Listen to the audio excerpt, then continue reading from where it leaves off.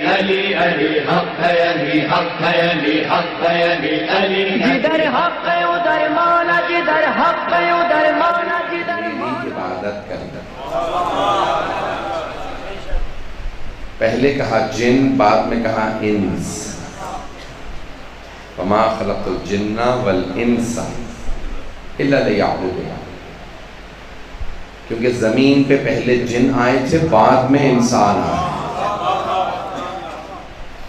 یہ بات واضح ہے، گزر جاؤں یا تھوڑی تشریح کر دوں؟ پہلے سے جن موجود تھے، جب جناب آدم آئے تو جن موجود تھے، یہاں تک کہ قرآن میں ہے ابلیس سے متعلق وَكَانَ مِنَ الْجِنِّ، وہ جنوں میں سے تھا، شیطان جنوں میں سے تھا، فرشتوں میں سے نہیں تھا۔ فرشتے گناہ نہیں کرتے، فرشتے معصوم ہوتے ہیں، فرشتے گناہ نہیں کرتے، یہ انسان اور جن ہیں جو گناہ کرتے ہیں۔ وَكَانَ مِنَ الْجِنِّ، اللہ نے شیطان سے متعلق قرآن میں کہا کہ وہ جنوں میں سے تھا۔ تھوڑی سی تشریح اور کر دوں کیونکہ میں بہت سے چہروں پہ سوالیہ نشان دیکھ رہا ہوں۔ تو بھی اگر جنوں میں سے تھا، وہ آسمان پہ کیا کر رہا تھا؟ زمین پہ جب بہت زیادہ عبادت کرتا تھا تو فرشتوں نے اللہ سے کہا پروردگارا یہ زمین پہ ہے جن، اتنی عبادت کرتا ہے، اجازت دے تو اسے آسمان پہ لے آ۔ تو اللہ نے کہا اگر تم چاہو تو، یعنی میری مشیت یہ نہیں ہے کہ آسمان پہ آ جائے، تم چاہو تو لے آؤ۔ کیوں؟ فرشتے ظاہری عبادت دیکھ رہے تھے، خدا اس کا باطن دیکھ رہا تھا۔ بہت سے افراد ظاہری طور پہ دکھاوے کے لیے بڑی بڑی عبادتیں کر لیتے ہیں، اور ان کے سارے عیب تب تک چھپے رہتے ہیں جب تک امتحان نہ ہو جائے۔ نہیں پہنچا سکا۔ اور شیطان عبادت کرتا رہا، تھوڑی سی اور تشریح کرتا ہوں تاکہ بات پہنچ جائے۔ اب شیطان عبادت کرتا رہا، ایکو بند کر دیجیے گا اس کا۔ تو شیطان عبادت کرتا رہا، اسے فرشتوں نے کہا بھائی آسمان پہ لے جائیں، اللہ نے اجازت دی تھی آسمان پہ لے کر۔ اس نے دیکھا کہ اب تو مجھے ترقی بھی مل رہی ہے، اور زیادہ عبادت کرنے لگا، سجدے بڑھا دیے کہ ترقی اور مل جائے۔ پہلے سے دوسرے آسمان پہ چلا گیا، تیسرے پہ، یہاں تک کہ فرشتے کہنے لگے نور کے ممبر پہ بیٹھ کے ہمیں پڑھایا کر۔ پتہ نہیں لوگ ہیں یا نہیں۔ جو لوگ صرف ظاہر دیکھ رہے ہوتے ہیں نا، وہ ظاہر دیکھ کے کسی کو بھی ممبر پہ بٹھا دیتے ہیں۔ اگر لوگ پہنچ گئے ہوں، بات پہنچ رہی ہے جانے کی راہ؟ تو جو لوگ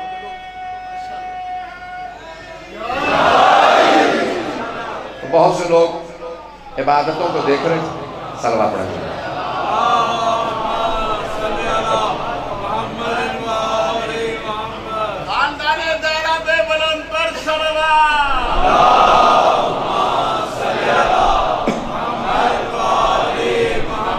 توجہ ہے مجمع کی میرے ساتھ؟ اور بہت سے افراد صرف ظاہر دیکھتے رہتے ہیں کہ بھئی یہ ساتھ ساتھ رہتا ہے، اور وہ کسی کی صحبت میں رہنے کو یہ سمجھتے ہیں کہ ساتھ رہنا بہت بڑا کمال ہے۔ وہ اس جگہ پہ لا بٹھاتے ہیں کہ جہاں کسی اور کو ہونا چاہیے۔ اور بعض اوقات ایسے بھی افراد ہوتے ہیں جنہیں اگر کوئی منصب اور عہدہ مل جائے تو وہ سمجھنے لگتے ہیں کہ بھئی اگر عہدہ میں ہی گیا تو شاید میں ہی اہل ہوں۔ بہت زیادہ کھل گیا نا، کہلوائیے گا۔ اب شیطان جب ترقی کرتا ہوا وہاں جانے لگا تو اس نے کہا بھی اور زیادہ ترقی مل رہی ہے۔ سارے اس کے عیب چھپے ہوئے تھے، صرف فرشتے اس کی عبادات کو دیکھ رہے تھے۔ یہاں تک اللہ نے ایک مرتبہ اعلان کیا کہ بھئی میں یہ جو میں نے آدم پہ بھی خلق کیا ہے نا، جس میں وَإِذَا نَفَخْتُ فِيهِ مِن رُوحِي فَقَعُوا لَهُ سَاجِدِينَ، جس دن میں اس میں اپنی روح پھونکوں تو اس کے سامنے سجدے میں گر جانا۔ اور اللہ نے سارے فرشتوں کو بتا دیا، امام معصوم کی حدیث اصول کافی میں، کہ بھئی تم میں سے ایک ایسا ہوگا کہ جب میں اس میں روح پھونک دوں گا وہ اسے سجدہ نہیں کرے گا، بس اسی پہ قیامت تک میں خود لعنت کروں۔ اچھا کہ سجدہ کیا تھا؟ کہ جناب آدم کو سجدہ جناب آدم کو نہیں تھا، سجدہ اللہ ہی کو تھا۔ جناب جیسے آج خانہ کعبہ کو سجدہ، کعبے کو سجدہ نہیں ہے، سجدہ اللہ کو ہے۔ اگر لوگ ہوں، سجدہ اللہ کو ہے، کعبہ قبلہ ہے، جناب آدم فرشتوں کا قبلہ تھے، فرشتوں کا قبلہ تھے تو سجدہ اللہ ہی کو تھا، توجہ، لیکن انہیں اللہ نے قبلہ اس لیے بنایا تھا کہ دیکھو جسے میں خلیفہ بنا کے بھیج رہا ہوں، جب میرا حکم مانو گے تو تمہیں پتہ چل جائے گا کہ اللہ کا بنایا ہوا یہ ہے، تو جو اللہ کے بنائے ہوئے کو مان لیتا ہے وہ تسلیم ہو جاتا ہے، اور جو اللہ کے بنائے ہوئے کو نہ مانے اسی پہ خدا کی لعنت ہوتی ہے۔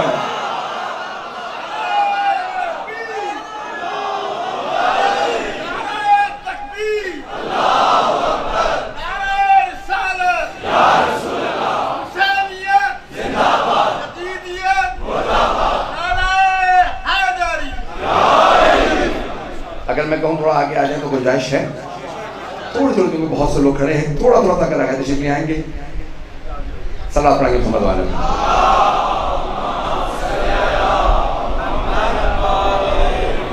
میں دیکھ رہا ہوں جگہ تنگ ہے لیکن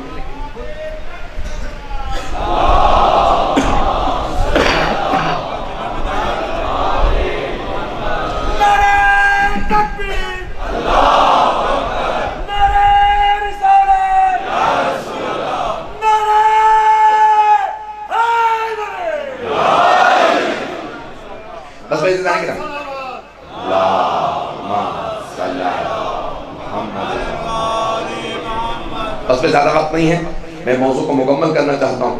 تو اب ایک مرتبہ اللہ نے کہا بھئی ایک ایسا ہوگا جس پہ میں قیامت تک لعنت بھیجوں گا، جو آدم کے سامنے نہیں جھکے گا۔ تو معصوم فرماتے ہیں کہ سارے فرشتے رونے لگے کہ ایک پہ لعنت ہوگی، کہیں ایسا نہ ہو کہ میں وہ ہوں۔ سب کے سب معصوم فرماتے ہیں، امام صاحب فرماتے ہیں ایک ایک کر کے سب فرشتے شیطان کے پاس جانے لگے،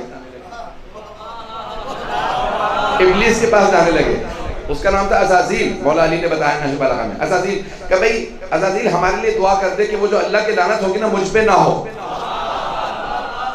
بعض ایسے مقدس بنے ہوئے ہوتے ہیں، لوگ انہیں کچھ سمجھنے لگتے ہیں اور وہ اپنے آپ کو اتنا سمجھنے لگتے ہیں کہ وہ بعض اوقات دوسروں کے لیے دعائیں کر رہے ہوتے ہیں، اپنے لیے بھی دعا نہیں کرتے۔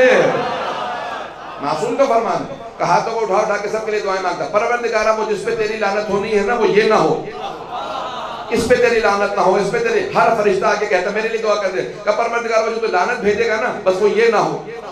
معصوم فرماتے ہیں ایک مرتبہ اس نے اپنے لیے دعا نہیں مانگی، اتنا مغرور و متکبر تھا کہ ایک مرتبہ اپنے لیے دعا نہیں مانگی کہ پروردگار جب لعنت بھیجے گا مجھ پہ نہ بھیجنا۔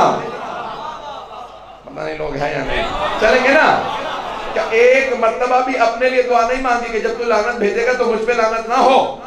وقت گزرتا رہا یہاں تک کہ اللہ نے کہا بھائی میں اب اس میں روح پھونک رہا ہوں۔ ایک جملہ یہاں پہ اور کہہ دوں، میری اس میں محنت ہے، تو جناب آدم پہ اللہ نے یہ نہیں کہا کہ ابھی سجدہ کر لو، جب روح پھونکوں گا تب آدم کو سجدہ کرنا، تب یہ قبلہ بنے گا، تب یہ قبلہ ہوگا جب روح آ جائے۔ کعبہ بھی کعبہ تھا، قبلہ نہیں تھا جب تک کہ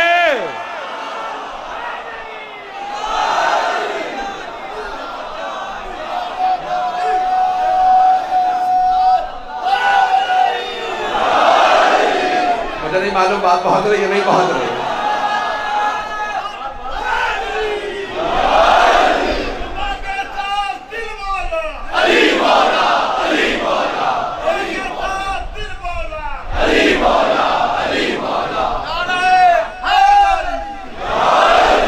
توجہ ہے میرے ساتھ تمام حضرات؟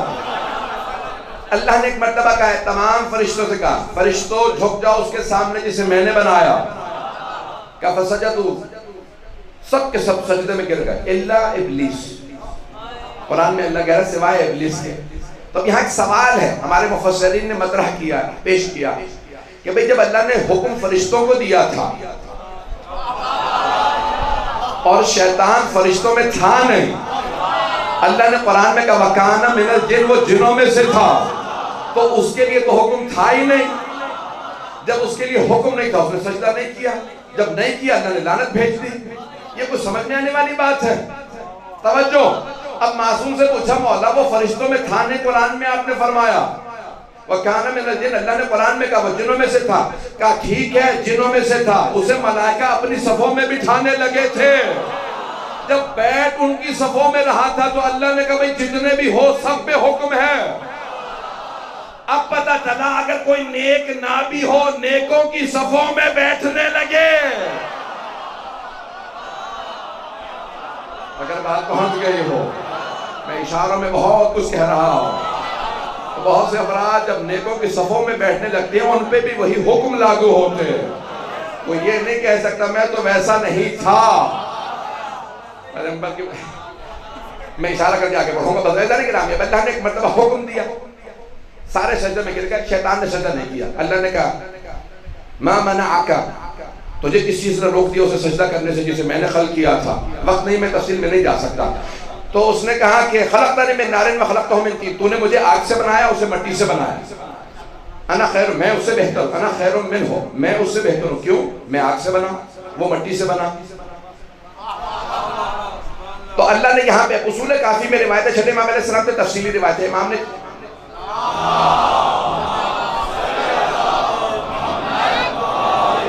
رفتار زیادہ تو نہیں ہے میری، اب امام نے 6 یا 7 دلیلیں دی ہیں اصول کافی میں، چھٹے امام علیہ السلام نے۔ امام نے کہا اول من قاس ہوا ابلیس، جس نے سب سے پہلے قیاس کیا تھا وہ ابلیس تھا۔ لعنہ اللہ، اللہ نے اس پہ لعنت بھیج دی کہ آپ قیاس نہ کرنا، اللہ نے قیاس سے منع کیا۔ تو اب کیا کیا اس نے قیاس؟ اس نے کہا بھئی انا خیر منہ، میں اس سے بہتر ہوں۔ کیوں؟ میں آگ سے بنا ہوں۔ تو مولا سے پوچھا مولا وہ کیوں کہہ رہا تھا؟ امام نے 6 دلیلیں دی۔ امام نے کہا اس نے یہ سوچا تھا میں آگ سے بنا ہوں، آگ میں ہے چمک، مٹی میں چمک نہیں ہے، اس لیے انگریزوں کا محاورہ انگلش کا کہ ہر چمکنے والی چیز سونا نہیں ہوتی۔ لوگ پہنچ رہے ہیں، میں اپنے سے بات کر رہا ہوں۔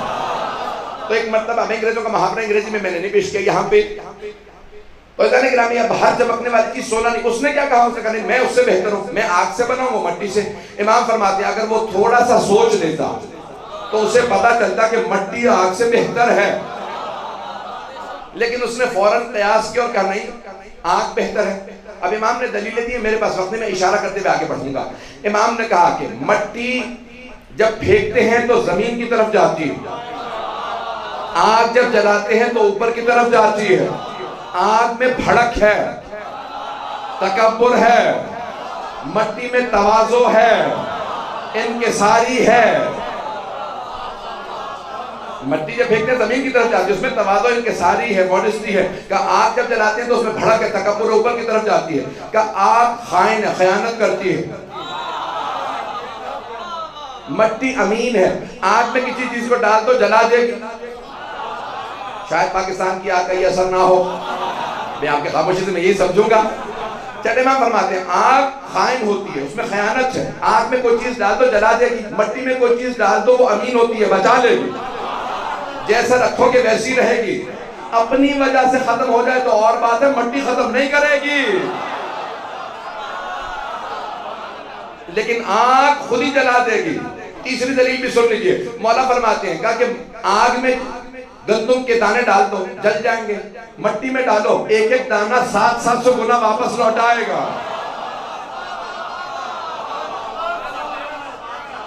ایسا نہیں گرامی مولا فرماتے ہیں کہ مٹی خائن ہے، آگ افضل، یعنی آگ کو اس نے افضل سمجھا تھا، مٹی افضل ہے۔ آگ میں خیانت ہے، مٹی میں امانت ہے۔ مولا نے 6-7 دلیلیں دی ہیں، وقت میں اشارہ کر رہا ہوں۔ لیکن کیا ہوا؟ ابلیس نے کہا میں اس سے بہتر ہوں، میں سجدہ نہیں کروں گا۔ اللہ نے کہا نہیں سجدہ کرنا ہوگا، کہا نہیں کروں گا۔ اللہ نے کہا پھر قیامت تو تجھ پہ لعنت ہوگی۔ کہا کہ میں نے 6000 سال عبادت کی ہے، اتنی عبادت کی ہے، دوبارہ بھی سجدے کروں گا، کوئی زمین کا خطہ نہیں چھوڑا جہاں میں نے سجدہ نہ کیا، تو مجھے مہلت دے دے میں اور سجدے کروں گا۔ اللہ نے کہا سارے سجدے چھوڑ دے، بس یہ ایک سجدہ کر لے، یہی سجدہ مجھے چاہیے، وہ تیری مرضی کے ہیں یہ میری مرضی کا۔ اللہ نے کہا وہ کوئی سجدہ نہ کر، یہ ایک سجدہ کر لے۔ کہا نہیں یہ سجدہ نہیں کروں گا، پہلے بھی عبادت کرتا رہا آئندہ بھی کروں گا۔ اللہ نے کہا نہیں وہ تیری مرضی کے تھے، یہ میرا بنایا ہوا ہے۔ اس نے کہا نہیں، تو کیا ہوا؟ عزیزان گرامی بہت سو کے عیب چھپے رہتے ہیں جب تک امتحان نہیں ہوتا۔ شیطان کے سارے عیب فرشتوں پہ چھپے ہوئے تھے، سارے فرشتے کہہ رہے تھے یہ بڑا نیکوکار ہے، جیسے ہی امتحان ہوا اس کے عیب کھل گئے، ارے یہ تو خود خدا سے مقابلے میں آ گیا۔ غدیر تک بڑے بڑوں کے عیب چھپے ہوئے تھے.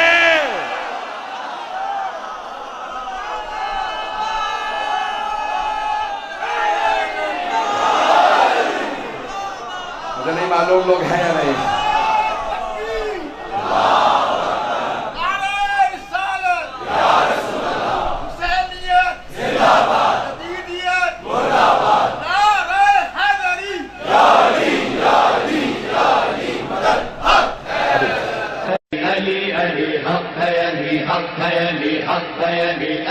جدھر حق ہے ادھر مولا، جدھر حق ہے ادھر